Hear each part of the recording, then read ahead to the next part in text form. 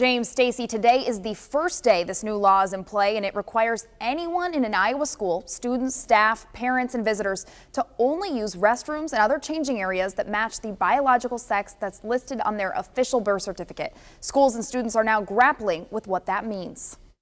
Iowa Democrats say the new statewide bathroom policy has them concerned about the impact on transgender and non-binary students who are no longer allowed to use the restroom of their choice. Imagine being a kid who is identified as a girl throughout elementary school or middle school, who woke up this morning and found out that now all of a sudden they're less safe at school than they were when they went to school yesterday. But Republican House Speaker Pat Grassley says the bill comes in response to schools across the state who he says have asked lawmakers for more guidance on bathroom policy. In our conversations with superintendents, I think you'd be surprised how many of them, whether they agree with the way we wrote the language or they disagree with the language specifically, asking for a level of guidance to be able to handle these situations. Just hours after the governor signed the bill into law Wednesday, Iowa schools had to make immediate changes.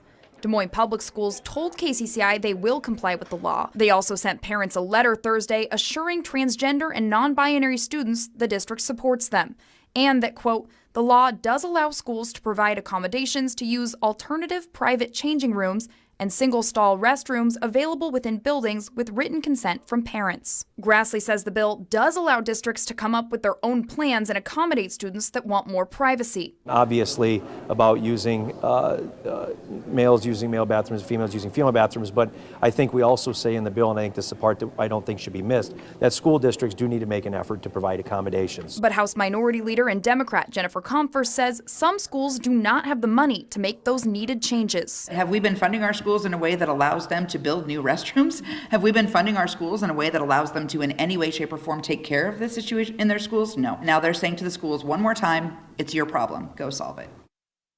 And KCCI reached out to several schools across the metro, also grappling with how to implement this new law. Waukee says they're still, quote, working through logistics and will follow the law, but they have not received a, quote, legal interpretation of the bill from the Department of Education. Ankeny says their district is working with staff, students, and families to ensure understanding and compliance and, quote, will work to create a plan for students and families who make individual requests. Urbandale says they plan to make similar accommodations for students who want more privacy.